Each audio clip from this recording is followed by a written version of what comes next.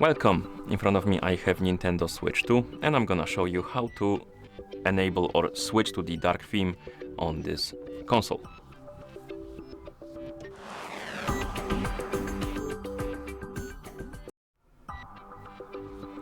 First we need to open the settings on our console, and you can do it by tapping on the settings icon right here on the home screen.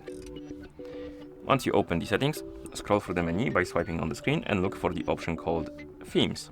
And once you find it, tap on it. And here we have Basic Light and Basic Dark. We want to enable the dark one, so tap on it. And once you select it, you can press the home button. And here we have our dark theme for our console. And that's how you change or apply the dark theme on this console. Thank you for watching. If you found this video helpful, please consider subscribing to our channel and leaving a like on the video.